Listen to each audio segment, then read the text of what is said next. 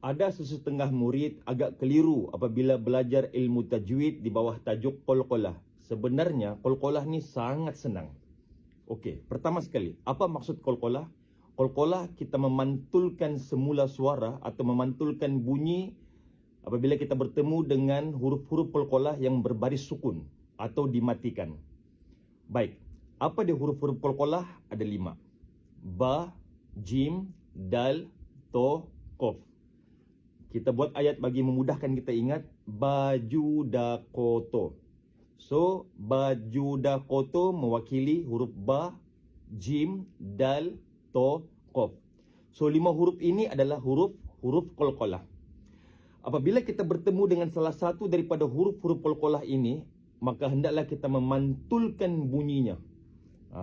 Dan pantulan itu pula secara umumnya ada 2. Satu pantulan yang kecil saja, halus saja.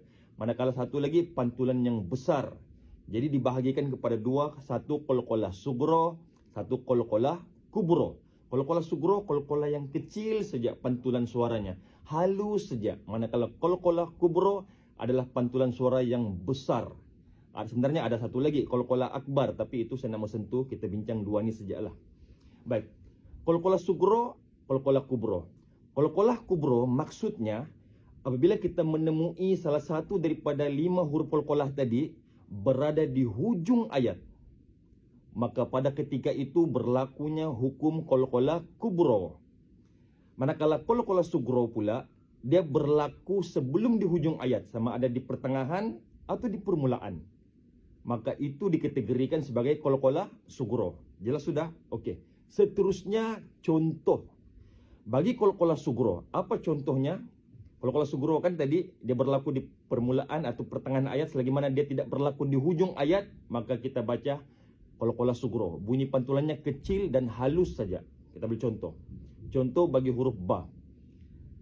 Rabbana hab lana.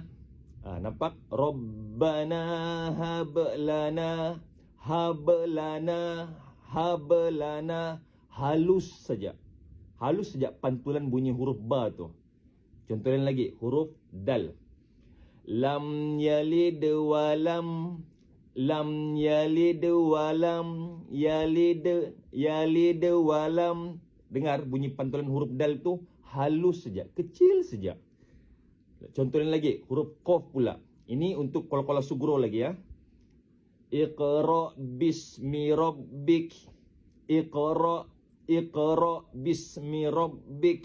Tengok huruf qaf tu dibaca dipantulkan bunyinya dengan pantulan yang kecil dan halus. Iqra kan dapat. Itu qalqalah sugro. Selesai. Qalqalah kubro pula, apa contohnya?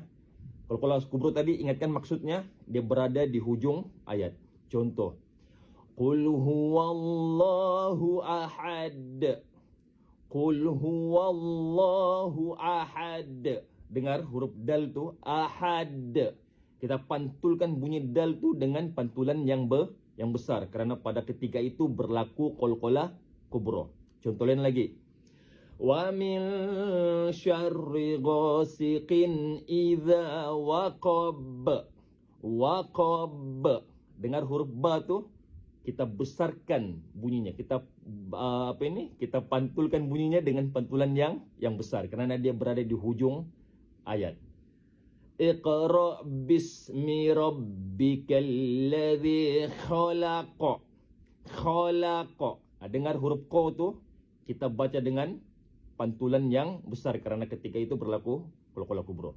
Jadi selesailah sudah pengajian qalqalah. Tengok, mudah saja kan? Mudah saja. Kalau masih nak faham juga, kamu komen, kita buat video yang lebih jelas dan terperinci lagi supaya semua dapat membaca Quran dengan tajwid yang betul. Mudah-mudahan bermanfaat. Wassalamualaikum warahmatullahi wabarakatuh.